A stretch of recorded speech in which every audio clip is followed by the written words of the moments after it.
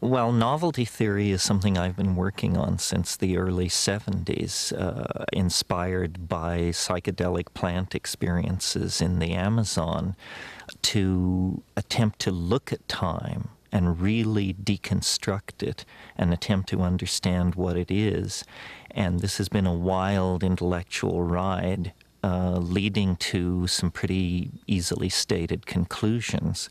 One is that novelty, which is my term for complexity or advanced organization, novelty increases as we approach the present moment. The universe you and I are living in is a far more novel and complicated place than the early universe was.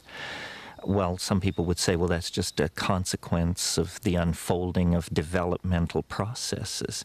But this asks the question, what are developmental processes? Why should the universe have a preference for order over disorder, especially when we have something called the second law of thermodynamics, which tells us exactly the opposite? Physicists believe the universe is running down ultimately into a state of disorder. But what I see is everywhere the emergence of more and more complex forms, languages, organisms, technologies, always building on the previously achieved levels of complexity. So that was one of my insights. Coming out of that insight was the further understanding that this process of complexification through time is not proceeding at a steady rate. It actually follows a kind of asymptotic curve. In other words, it's happening faster and faster. And this was a revelation to me because it allowed me philosophically to contextualize the human world and to understand that human technologies, languages, migrations, art movements, ideologies are not something different from nature. They're the same download of process that we see in the movement of continents, the evolution of new species of animals, except that these human novel emergent situations are happening much more quickly. So I see the cosmos, if you will, as a kind of novelty-producing engine, a kind of machine which produces complexity in all realms, physical, chemical, social, whatever, and then uses that achieved level of complexity as the platform for further complexity. Well, this explains our present circumstance. It explains the rush toward all forms of new technology and social organization in the new millennium.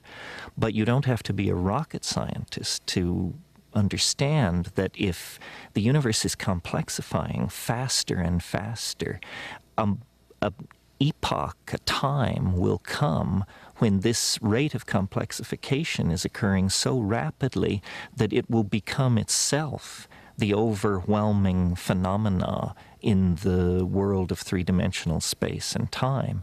And I call this the omega point, or the transcendental object at the end of history. And I believe it is not that far off, that with the emergence of global internet, a human population of several billions, an electronic noosphere, that we are now within the shadow of this transcendental object at the end of time. Our religions sense it. That's what gives them their apocalyptic intuitions. And I think the ordinary man and woman in the street sense a kind of built-in acceleration to time itself.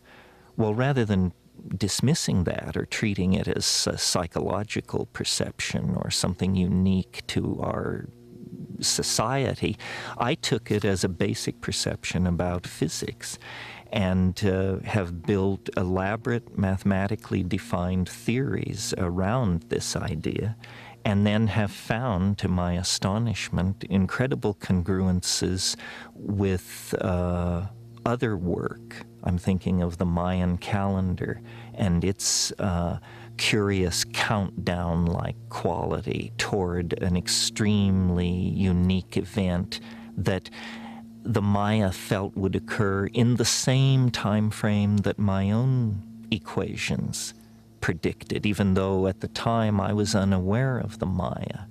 So what we have here is a new model of time based on a very real intuition that I think most people share, which is that time is speeding up, that human beings are part of that process, and that the culmination of that process is now within the ven of historical time. In other words, I believe it will happen in 2012, in December, coincident with the same events that the Maya placed at the end of their calendar. Even if I'm wrong, even if it's 100 years or 500 years later, these are still spans of time that, when compared to the life of the planet, are fractions of a percentage. So whether you believe, as I do, that we can know the precise moment of this transformation of the world of time, or whether you believe it is simply coming soon and fast, really doesn't make that much difference. We are all gathered here at the end game of developmental processes on this planet. We are about to become unrecognizable to ourselves as a species.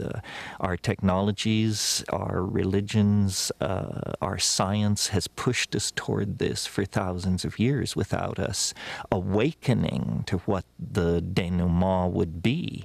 Now we stand close enough to it that I think all but the most lumpen among us must feel the tug of the transcendental and the transformative. I am very perplexed when you say that time is speeding up. As far as I can tell, such things as crystal oscillators, things which keep time, clocks, the relationship of the Earth turning to the calendar, the full moon, all of the things which are symptoms of our passage through time, don't seem to be throwing themselves out of kilter. So what do you really mean about time speeding up? Well, let me answer in the form of a question.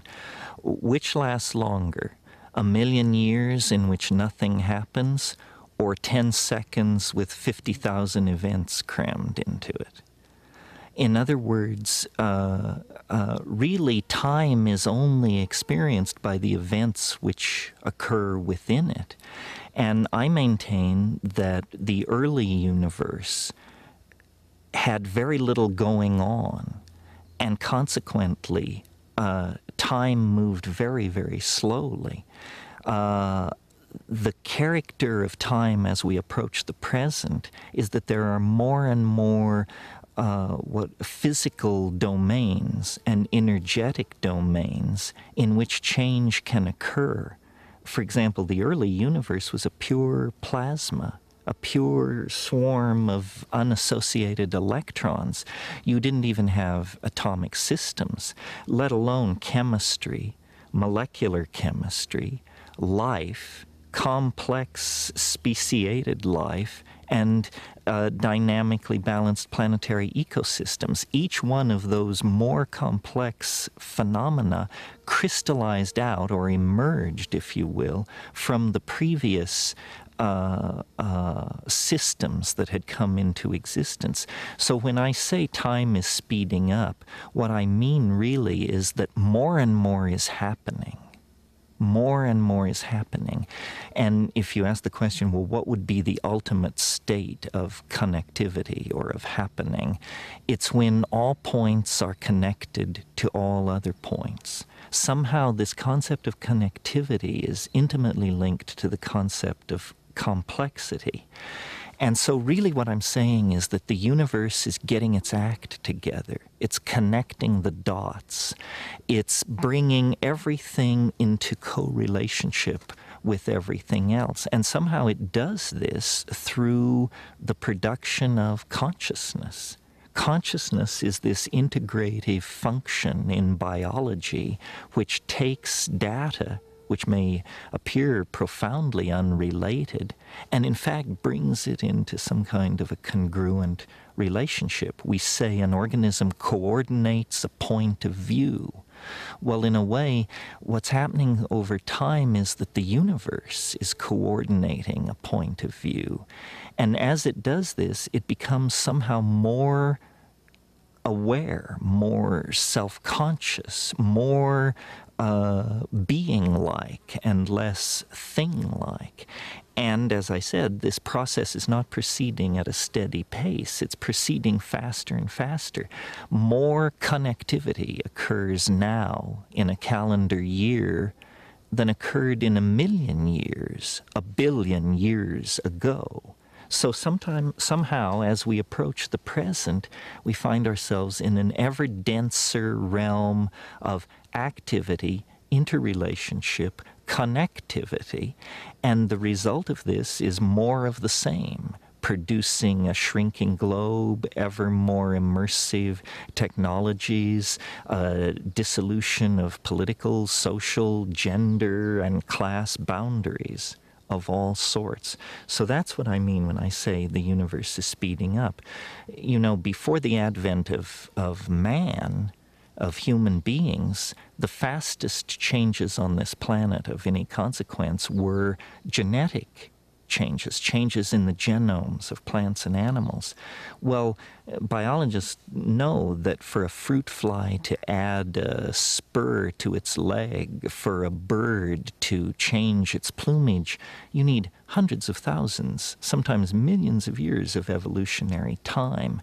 With the advent of human beings using spoken language, a new kind of possibility was born. It's called epigenetic change. In other words, change which is not about genes, but which is about languages, customs, behaviors of human beings. Epigenetic change reaches its dramatic culmination in speech, writing, and communication of all sorts. And so the carriers of epigenetic change, the human beings, are automatically then the carriers of accelerated novelty.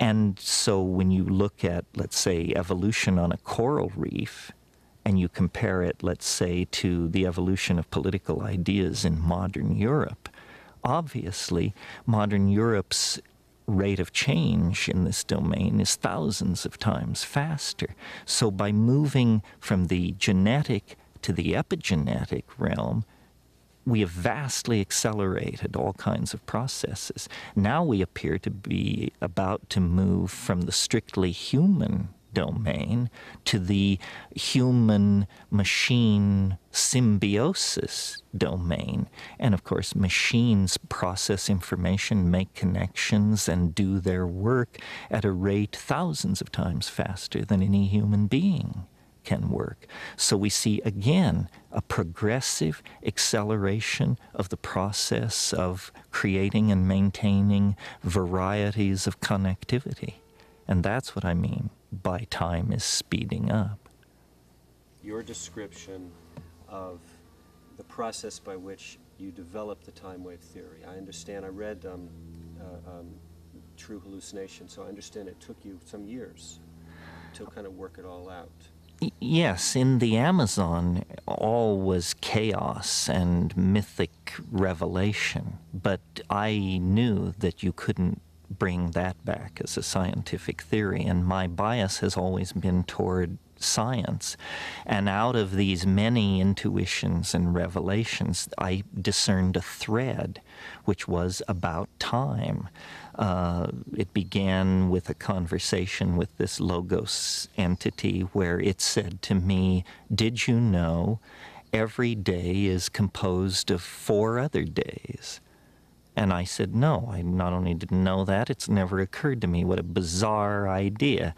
Well, so this idea then of a time being a resonance created by other times, not immediately before or after it, as in scientific causality, but somehow a day centuries ago, centuries in the future, come together to create an interference pattern that creates the unique moment.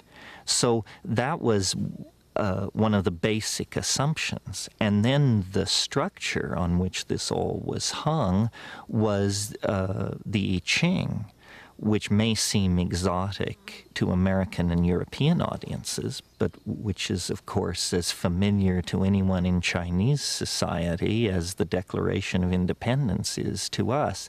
And what is the I Ching? Well, it's a very ancient method of divining and predicting the future, based on the idea that every moment can be symbolized by a unique ideogram, which is somehow its essence, much in the way that science believes you can explain all nature with 108 elements. The ancient Chinese took the position that time itself was made of elements. My style of thinking is scientific enough that if I were to say to somebody, I propose a revolution in physics based on what I know about an ancient Chinese divinatory system, that would seem foolish to me. It seems occult. It seems unscientific. Why should an ancient Chinese book of divination hold any insight whatsoever for modern physics? But the uncanny thing about the I Ching is that it seems to work. Even in the hands of its critics, it seems to work. So let me try out a metaphor on you, which I think makes much more clear what's going on here. Visualize for a moment sand dunes. And notice, when you look at these sand dunes in your mind, that they look like wind. Sand dunes look like wind in some sense. Well, then analyze the situation. What is wind? Wind is a pressure variant phenomena that fluctuates over time. In a way, the sand grains moved about by the wind are like a lower dimensional slice of the wind itself. And from photographic analysis of dunes, you can calculate the speed and duration of the wind that made them. So the dune is a lower dimensional slice of time, of the wind ebbing and flowing that made it. Well, now let's change the metaphor a little bit. Instead of grains of sand, let's think of genes. Instead of a windstorm, let's think of 1 billion years of evolution. It moves the genes around in a pattern which is a lower dimensional slice of the force which created the situation. In other words, on every living organism, there is the imprint of the higher dimensional force which made it.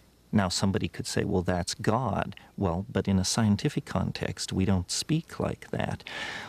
But whatever it is that made blind matter into whales, squirrels, and human beings, it left its calling card inside each human being, each squirrel, each whale. That's the DNA.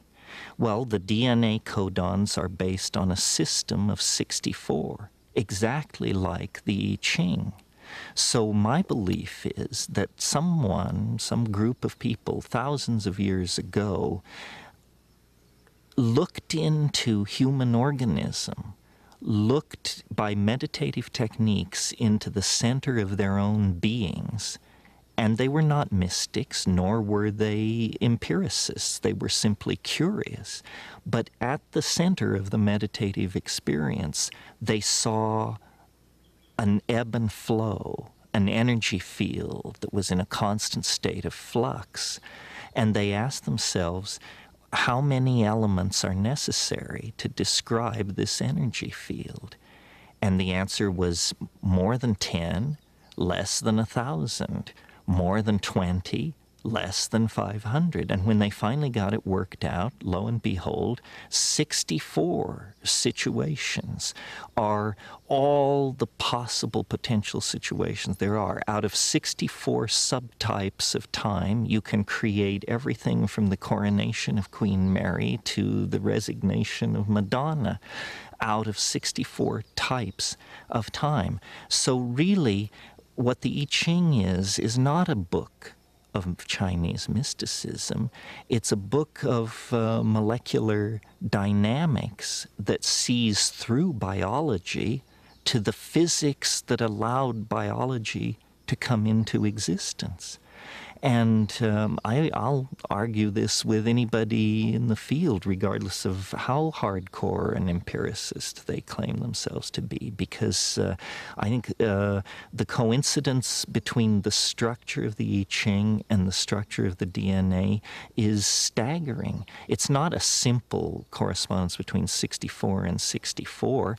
All the processes that occur in DNA can be easily modeled with the 6-line hexagrams that make up the I Ching. It's almost as though Western science was fascinated by energy. For 5,000 years we pursued understanding energy. And this process ends with thermonuclear explosions in the deserts of the American Southwest. We can light the fire that burns in the heart of the distant stars. We know how to do that. That's what the Western mind achieved, political issues aside. The Eastern mind was not interested in energy. It was interested in time. And they spent 5,000 years deconstructing it, looking at it. And you don't use atom smashers. You don't use enormous physical pressure. It's a different problem, and you bring different tools to bear. You meditate. You look inside yourself. You study the movement of water around pebbles. You consider the situation. You study history. In any case, the bottom line is, the people who pursued this understanding of time achieved as sophisticated a relationship to time as the Western relationship to matter expressed through our ability to trigger fusion and fission. So there's a great deal for us to learn in the West from these Oriental efforts to understand time, and it is not necessarily mystical. What I did was entirely mathematical. It's not transparent to a person who has not studied mathematics. But to a professional mathematician, it's utterly trivial. There's nothing occult about it. And I think true understanding can be communicated and formally described with mathematics. And that's what we have here. We're on the brink of a fusion of Western science with quote-unquote Eastern mysticism. Nothing mystical about it except that we call it mysticism. But the fusion of these two viewpoints is going to give us a complete understanding of the universe of space, time, matter, and energy. I want to go to this stuff about the strange attractor at the end of history. Right. I never ever, considered that notion that we are being pulled as opposed to simply just going on forever and ever. And that's for sure something that people are going to go, huh? Well, in the 19th century, if you spoke of nature having a purpose, you were thought to be anti-evolution. Because in the 19th century, there was great pain to eliminate anything like preformation or teleology or purpose or God, all these things that they were trying to eliminate from evolutionary theory. And until very recently in scientific thought, the idea has been that events are pushed by the causal necessity embedded in the events which preceded them. In other words, if you ask the question, what is the most important event in terms of, or moment in terms of shaping this moment, the answer would be the moment just before this moment, because it hands on the energy, the space, the time. Recently, mathematicians have evolved what they call the notion of attractors, or strange attractors in some cases. And these are processes where a dynamic is not pushed by causal necessity from behind, but it's pulled by a point in the future. You could almost say, for example, if you release a ball bearing up near the rim of a bowl, that its attractor is the bottom of the bowl. And the ball bearing will roll down to the bottom, then halfway up the side, then up the side in shorter and shorter cycles until it finally comes to rest in the exact bottom of the bowl. Well, from the point of view of the new mathematics, the bottom of the bowl is a basin of attraction, and the ball bearing has fallen under its influence. So I have always doubted that evolutionary theory without purpose, without teleology, could produce as complex a world as we see around us in as short a time, 5 billion years, as the life of the Earth. It seemed more as though these processes were not just wandering across a flat genetic landscape. They were the process of biological evolution was actually being channeled between high walls. In other words, it could move. It had some motion this way, some this, but its forward direction was inevitable. And this is the idea of an attractor, that what the universe is doing is it is under the sway of what I call the transcendental object at the end of time. And that is this domain of hyperconnectivity, that it would be perfect novelty. And all nature aspires for this state of perfect novelty. You could almost say that nature abhors habit, and so it seeks the novel by producing various kinds of phenomena at every level in biology, chemistry, and society. And so there really is a purpose to the universe. Its purpose is this state of hypercomplexification in which all of its points become related to each other, become what mathematicians call cotangent. And it gives the universe the feeling of being imbued with a caring presence. It makes it appear as though nature is tending toward something, and it changes our own ethical and moral position in the universe. Because, you know, science tells us that we're the products of a cosmic accident. We're at the edge of an ordinary galaxy in an ordinary star system, and we're damn lucky to be here. And that's it. That's our place, a very existential notion of our place in the cosmos.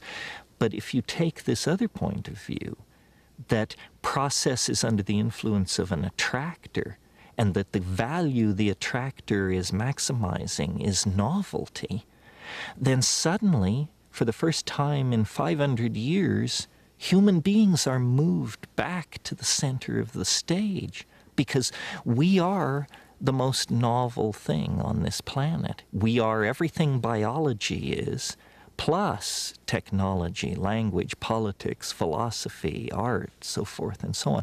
So suddenly human beings become important, not mere cosmic witnesses to a meaningless cosmos, but the cutting edge of a cosmos that glories in order and is moving toward higher states of order. And at the present moment, we are the carriers. Once it was the volcanic processes that shaped this planet. Once it was the life of the early oceans. Once it was the great dinosaurs. But today, humanity represents the cutting edge of complexity and this process of moving toward complexification. So without invoking God or any sort of myth, you give meaning to human life. What is man's purpose? To advance and preserve novelty. You know, this is an ethical position. It means you don't replace rainforests with pastures. You don't censor books. You don't lean on people who make gender choices different from yours. No, the purpose of being a human is to complexify reality even more, to hand on a more diverse, more complicated, more multifaceted universe to our children. And when this process of complexification reaches the omega point, it will fulfill, I believe, the expectations of all of these religions, but it will fulfill it in a mature, scientific, and universal way that these religions all lack, because they all reflect their parochial origins.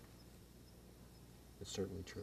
It's certainly true that we see a limited slice of reality.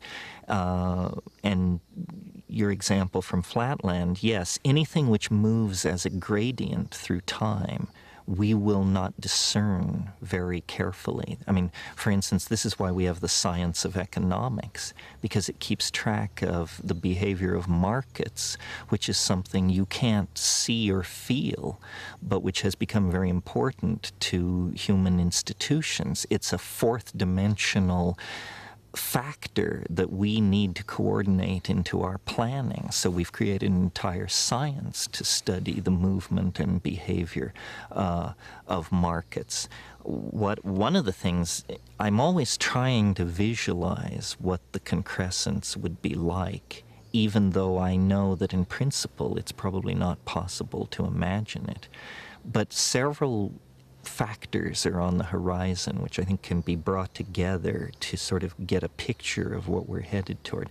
One is, for some time now, we've been involved in building complex prostheses, which we call machines and computers.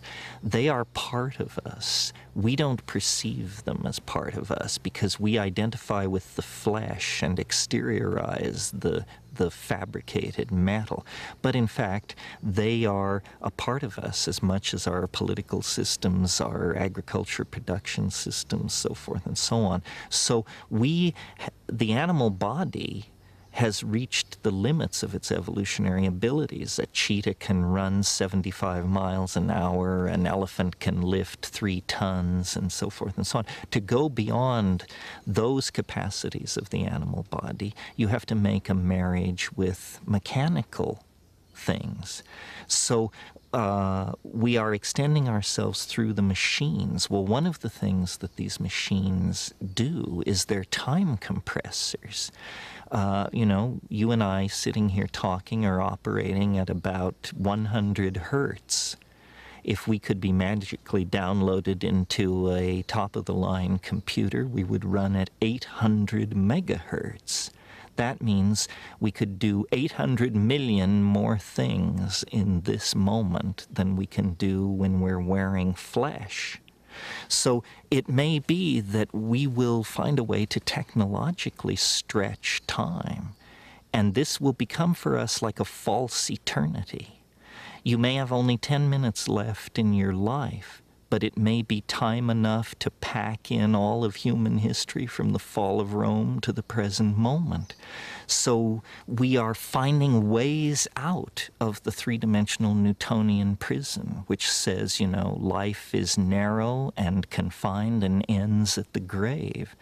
And we're doing it by becoming information that is freed from material. And somehow this allows us to make this ascent to the next dimensional modality. Information is not time and space constrained the way we are. We talk about the difficulty of moving an object at the speed of light. Our entire planetary technology cannot achieve moving a marble at the speed of light. But we can move information at the speed of light. tetrabytes of it. We do this every day. So we see, we stand then like children at the edge of the ocean of information, and we're putting our feet in and wondering, could we swim in that? What would it be like to be wet in that? What would it be like to go into that new medium? A similar dilemma must have confronted the early amphibians as they stared at the land and said, could we leave the ocean? Could we go up into those places? Could we breathe air and actually make the transition to such a hostile and alienating environment as the land? And so these are major symmetry breaks. But in every case, the answer has been, you bet. And sooner or later, somebody did it, and then all succeeding generations have followed suit.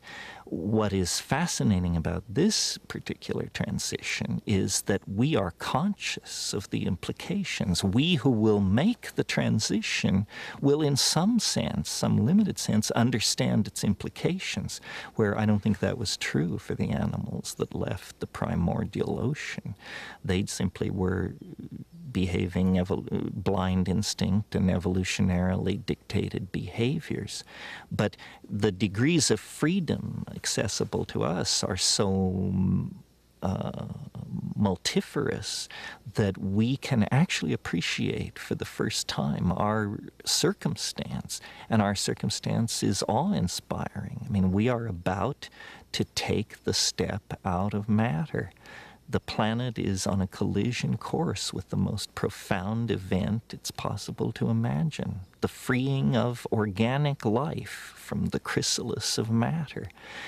For 1 billion years there's been life on this planet, but never life that could step outside of matter. But this is obviously what's in the cards, and we are privileged to be central to that event. You just said we're moving beyond matter. I just can't imagine what you mean. Can you try to talk a little bit more about that? Well, first of all, I can't quite imagine what we mean either. I think this is the test, is to imagine what could that mean. Maybe the bridge concept is virtual reality.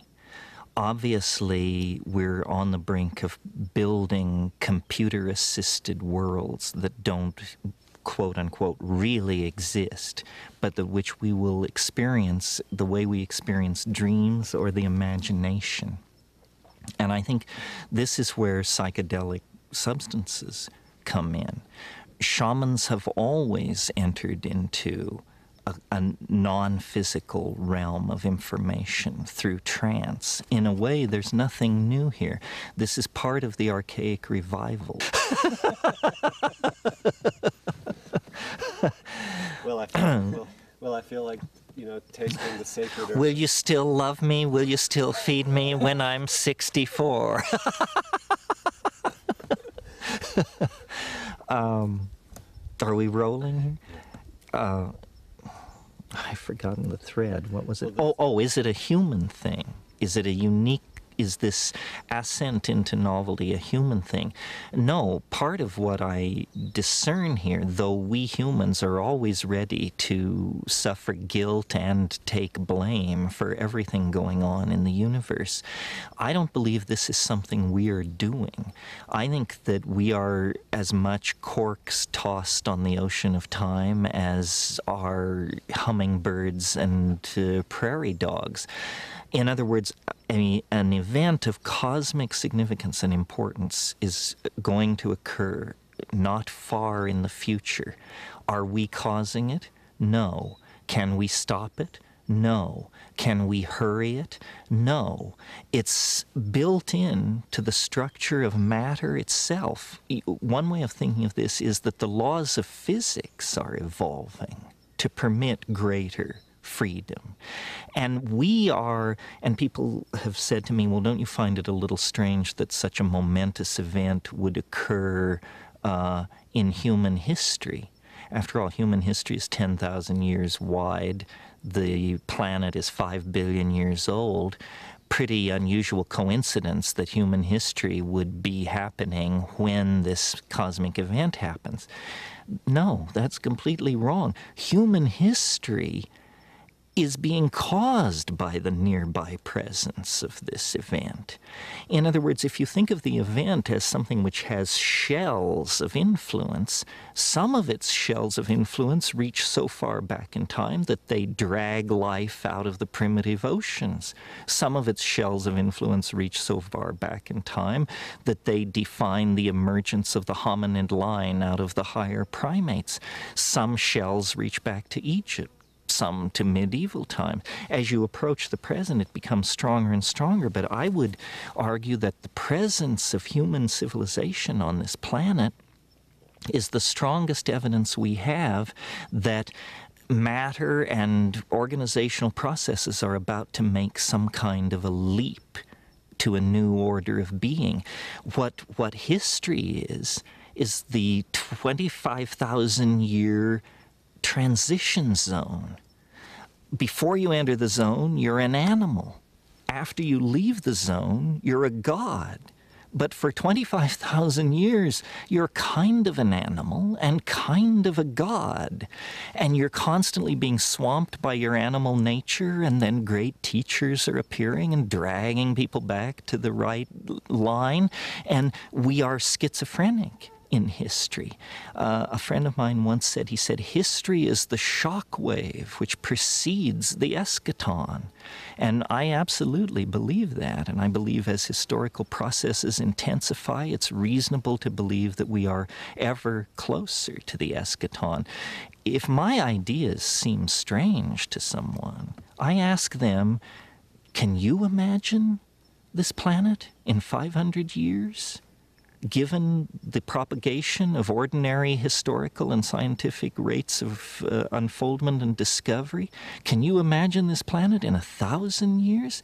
No, no one can imagine that, because processes are now in play which so totally rewrite the script that no one can imagine 100 years or 200 years in the future, because the discoveries which will be made in that span of time will so totally rewrite the human experience of itself and the environment that we cannot see deep into the future. And this indicates to me that the future is exploding in an asymptotic unfoldment into a kind of cultural superspace.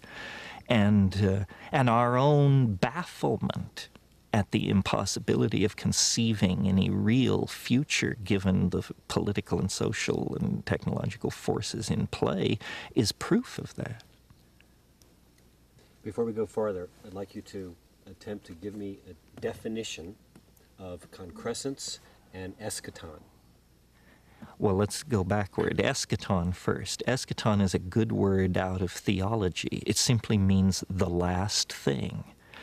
The last thing is the eschaton, and it is everything become one thing. For theologians, it's God. For somebody of a more materialist bent, it might be something else. But the eschaton is the last thing. Eschatology is the study of the time of the last thing. Now, what was the other word? Concrescence. Concrescence. This is a little trickier concept. I took it from Alfred North Whitehead. Concrescence is the idea of something that grows together. It concresces. It becomes more dense, more connected, more defined in space and time. And when I talk about the transcendental object at the end of time, or the coming of the eschaton, or hyper-novelty, I mean that the process of the human and biological concrescence of intent reaches some kind of maximum. Concrescence is the end of the process of becoming. Becoming is not true being. True being exists at the concrescence. The kind of being we experience, becoming, is a partial state of being, much like history is a partial state of concrescence. History definitely places us outside the world of biological intent, the animal mind, but history does not bring us into the presence of the eschaton. It's a partial process, and concrescence is what waits at the end. The eschaton is the concrescence. But we really can't have any way of knowing what that is, that experience of that is going to be like. No, and the reason why is because asking that question is like asking a man looking east at 2 a.m. to describe the coming sunrise. He can't, because it is literally over the event horizon of the future. And when we look into the future, we see that the east is streaked with rosy dawn, but we cannot conceive of the day that is about to come. All we can see is the dim glow of some kind of eschatological promise. Ask me this question in 2010, and I'll have a different answer. Back to this issue of physics and your description of the two things which are left out of their models. The way that you describe it is so self-evident and simple. The complexification, the further away that you get from the Big Bang, and the fact that everything is, the complexification is speeding up. Would you talk just a little bit about the relationship of those observations to the world of the physicist and their efforts to define reality, and why they're not using, including in their models, these aspects that you're pointing to? The main reason they aren't friendly toward a model... Main physics. Well, the main reason physicists are not friendly to a progressive concrescent model like this is because you would have to give credit to biology for being a stage higher than chemistry, and you would have to give credit to human history as a stage higher than biology. And physicists study physics. If you study physics, there is no biology. You don't have to deal with issues of biology when you study physics. I mean, there is something called biophysics, but it's not well received in physics or biology. So physicists tend to discount biology. Even though life on this planet is 4.83 billion years old, physicists just discount it. They call it an epiphenomenon. Well, then when you talk to sociologists, they give no credit to physics. Science has compartmentalized nature in order to analyze it, and there is no theory of nature as such. And that's really what I'm offering. I'm offering a theory which covers physics, chemistry, geology, biology, sociology, linguistics, the whole thing. In other words, not saying man is some special category, not saying that we need artificial divisions, but that over the entire domain of known phenomena, this tendency to complexify through time, A, and B, faster and faster, can be discerned. We need a theory of everything. Physics talks about theories of everything, but none of these theories of everything address biology, let alone sociology, linguistics, and the phenomenon of human beings. Well, the archaic revival. There is a way of looking at the entire 20th century, beginning with Pablo Picasso bringing masks back from Africa and showing them around in French cafes in 1915, beginning with Freud's discovery of the unconscious and Jung's elaboration of those discoveries. And then every phenomenon of major importance that you care to mention in the 20th century, fascism, abstract expressionism, rock and roll, sexual permissiveness, psychedelic drug taking, rave culture, body piercing, jazz, the list is endless. What do all these things have in common? They are reversions to archaic behaviors. They represent rejections of the Edwardian gentleman with his white man's burden, and represent instead a realization that for us to survive and live with ourselves, we have to re-empower archaic values. As the century unfolded, the understanding of what this re-empowering of archaic values might mean has changed.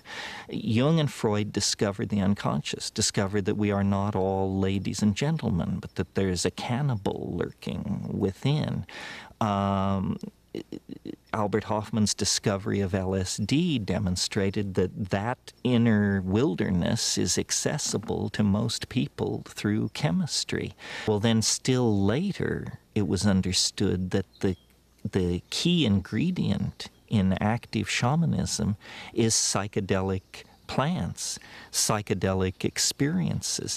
And in a way, that closed the loop between the impulse toward the archaic and the impulses of modern science and modern medicine. The key is the psychedelic experience. That's what makes the shaman a shaman. That's what made the archaic in fact archaic. And so people like Freud and Jung and the surrealists and the Dadaists and the abstract expressionists, all of these people were very close to the mark. The shaman is the paradigmatic figure, and the psychedelic experience seems to be the anticipatory experience of this eschaton that we're headed toward. You know, when psychedelics were first being discussed, it was thought that they would prepare people for death. In a sense, they probably do. But in the same way that they prepare people for death, they prepare people for transformation.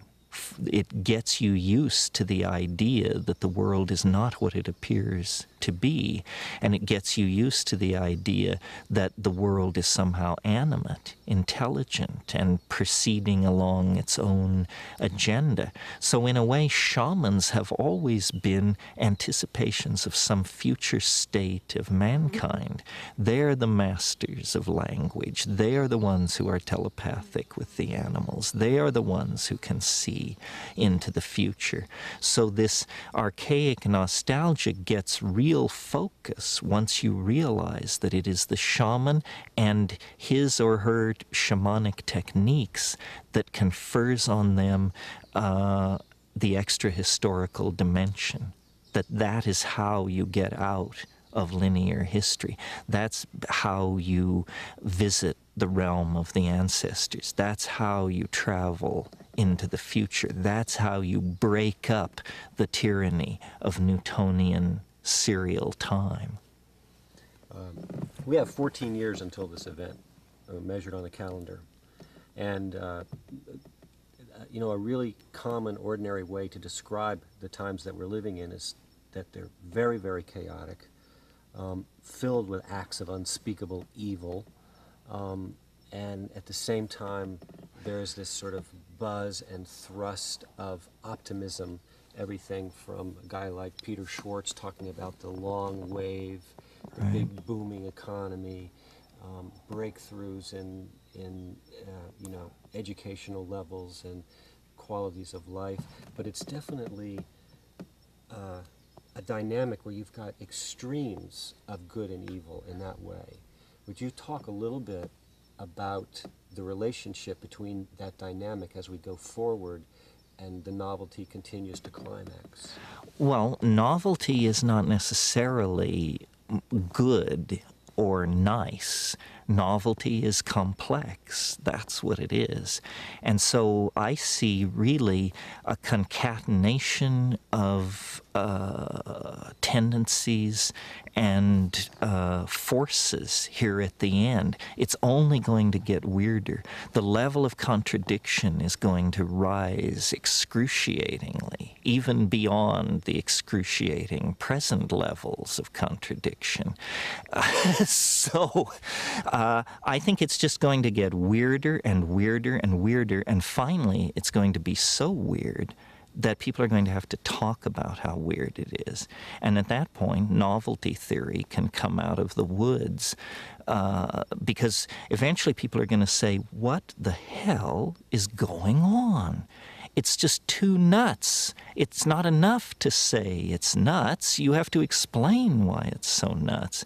So between now and 2012, the next 14 years, I look for the invention of artificial life, the cloning of human beings, possible contact with extraterrestrials, possible human immortality, and at the same time, appalling acts of brutality, genocide, race baiting, homophobia, famine, starvation, because the systems which are in place to keep the world sane are utterly inadequate to the forces that have been unleashed.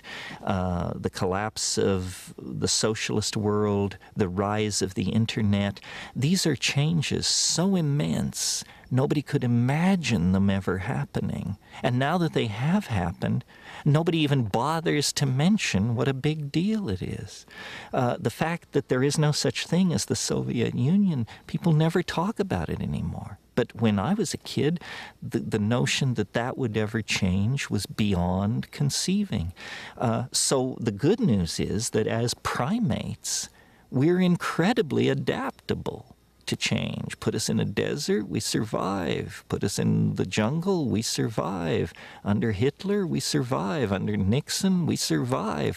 We can put up with about anything, and it's a good thing because we're going to be tested to the limits. The breakdown of anything, and this is why the right wing is so alarmed, because what they see going on is the breakdown of all tradition, all order, all sanctioned norms of behavior. And they're quite right that it's happening, but they're quite wrong to conclude that it should be resisted or is somehow evil. The mushroom said to me once, it said, this is what it's like when a species prepares to depart for the stars. You don't depart for the stars under calm and orderly conditions. It's a fire in a madhouse. And that's what we have, the fire in the madhouse at the end of time. This is what it's like when a species prepares to move on to the next dimension. The entire destiny of all life on the planet is tied up in this. We are not acting for ourselves or from ourselves. We happen to be the point species on a transformation that will affect every living organism on this planet at its conclusion.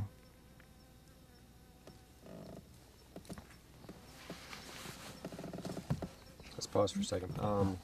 I see how with Jenkins calling it galactic cosmology, it's like our home continues to expand. We've gone from the village to the nation state to the planet. Now we're ready to take on the big picture. So let's just talk about the conclusions of the archaic mind, what it reaches. Well, the great watershed difference between the archaic understanding and what is called scientific materialism is the archaic mind understood, in fact perceived, that nature is conscious. Nature is alive. Nature is an organism full of intent. The goal of the archaic mind is to connect with, communicate with, and align itself to this greater Gaian holism, which is sometimes called nature, the great spirit, the realm of the ancestors. But this is what the archaic mind understood and was comfortable with. And in fact, it is true. Our own decision to view the universe as dead, as inanimate, as unintelligent, allowed us, permitted us to dissect it, use it, and deny its validity outside of human purpose. Now the consequences of living like that is coming back to haunt us. You know, we have almost destroyed our home. We have almost cut the earth from beneath our own feet. So this impulse toward the Gailanic and the archaic is a survival instinct. At this point, we must give reverence and credence to nature and nature's methods, because no other methods will allow us to work our way out of the present mess we're in. High temperature, high energy resource extraction, commodification, mega agriculture, we're at the end of the rope for these things.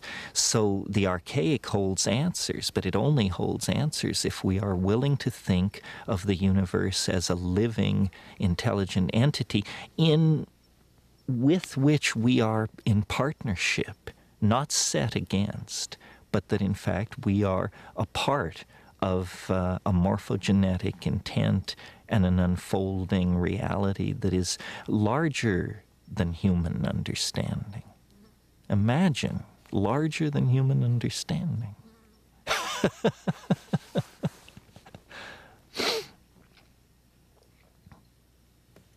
So the whole entire Milky Way galaxy is a being? Well, it's an organism, yes. And the galaxy is a kind of an organism. You can think of it as a fractal resonance with a cell. The galaxy has a nucleus of very dense material where very mysterious processes are going on. Then it has a cytoplasmic envelope of stars and gas clouds that surround that core. And then it is an individual, very distinctly defined by the vast emptiness that lies between it and the next galaxy. Yes, I think nature builds by fractal intent, and that all organisms have a core and then a deployed surround, whether we're talking about the cell, the solar system, the Earth, the galaxy. In the process of the conservation of novelty, structures are created with cores that are more complex than their outlying neighborhoods. To my mind, a galaxy hanging in space is a picture of the time wave. Every star is a data point in an enormous computer simulation of the novelty wave. That's why it has that spiral structure. You know, scientists are very puzzled that the galaxies don't fly apart. They don't seem to have enough mass that their gravitation should hold them together. And there's been a lot of talk about dark matter or some missing factor. Well, the missing factor is novelty. The galaxy stays together because the galaxy wants to be a galaxy. In other words, it wants to hold on to the level of novel morphology that it has achieved. It has an actual appetite for expressing itself in that form. That's why the galaxies are spirals. And in a sense, those spirals are very large pictures of the time wave where we can at last see it not confused with its background or foreground. So everything organizes itself fractally, spirally, with a dense center in its spatial domain and a dense center in its temporal domain. We are like this. Galaxies are like this. Planets, stars, bird flocks, coral reefs. But in the case of the galaxy, it's particularly easy to observe the structure because the thing is so huge that its forces dominate and damp out other forces which might distort it.